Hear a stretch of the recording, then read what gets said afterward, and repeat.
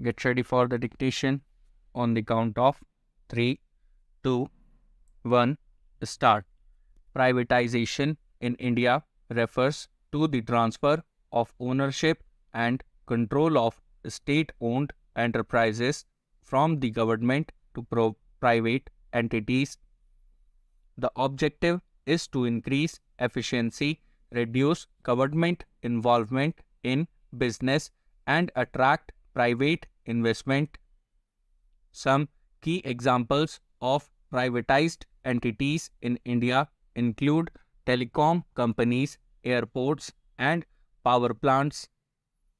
The process of privatization in India started in the 1990s and has been controversial, with some arguing it has led to job losses and reduced public services, while others argue it has improved efficiency and spurred economic growth.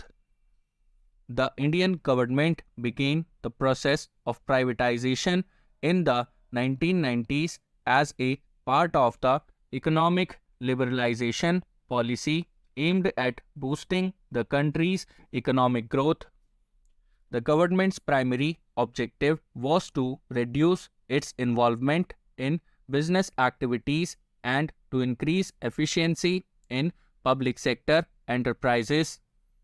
The telecommunications sector was one of the first to undergo privatization in India. The government allowed private companies to enter the market, leading to increased competition and improved services.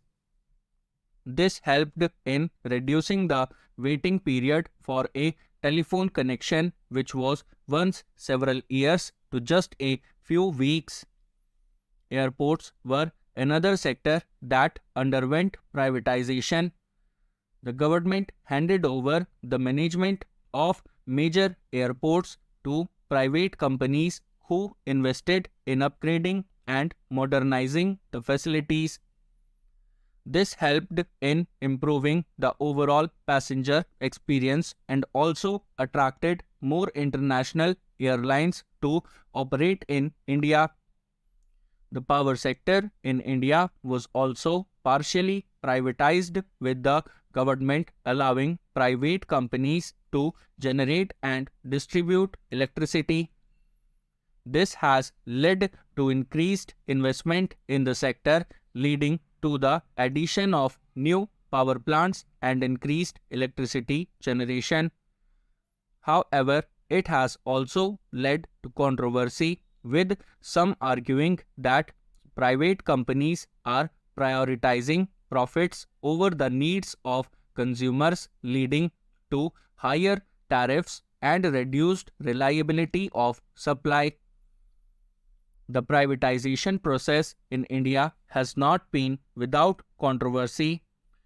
Critics argue that it has led to job losses, reduced public services, and increased tariffs for consumers. They also argue that the government has failed to regulate private companies effectively, leading to monopolistic practices and reduced competition.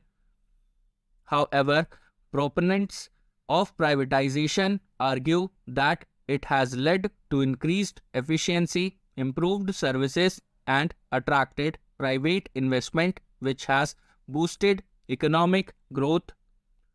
They also argue that the government should not be in the business of running commercial enterprises and that private companies are better equipped to manage these businesses effectively.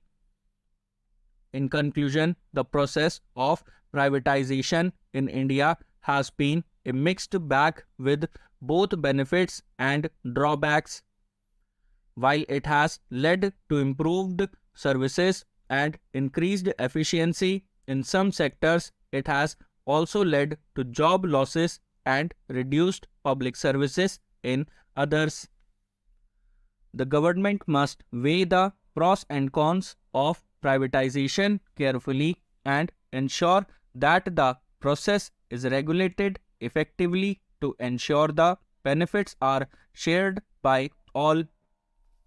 The privatization of public sector enterprises in India has also led to increased foreign investment in the country, with private companies now managing key infrastructure projects. The Indian economy has become more attractive to foreign investors. This has helped in attracting the latest technology and best practices to the country, which has in turn boosted economic growth. Another benefit of privatization is the creation of a level playing field. With private companies competing in various sectors, there is a greater emphasis on innovation, efficiency, and quality of service. This has led to improved products and services as well as reduced costs for consumers. However, the lack of transparency and accountability in the privatization process has been a major concern. Private companies often enjoy monopolistic positions in their respective sectors, and there are concerns about their practices and the prices they charge. To address these concerns, the government has introduced regulations to ensure that private companies are held accountable for their actions. In recent years, the Indian government has also initiated the process of disinvestment, which involves selling a portion of its stake in public sector enterprises. The objective of disinvestment is to reduce the government's financial burden and to increase the flow of resources to more productive sectors.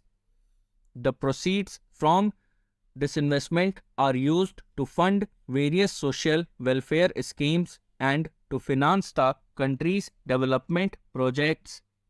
In conclusion, the privatization of public sector enterprises in India has had a significant impact on the country's economy and has brought both benefits and challenges.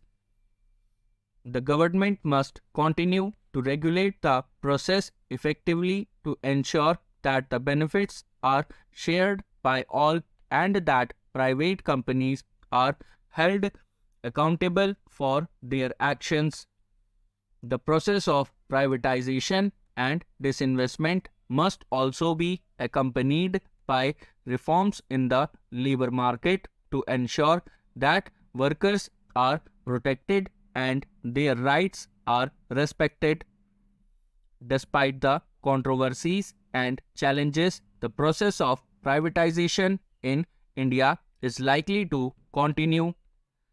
The government has been facing a huge financial burden due to the high costs of running public sector enterprises and the need to finance various social welfare schemes. By transferring the ownership and control of these enterprises to private entities, the government can reduce its financial burden and allocate its resources to more productive sectors. In addition, private companies are likely to bring in more investment and modern technology to various sectors, which is likely to boost economic growth and create new job opportunities.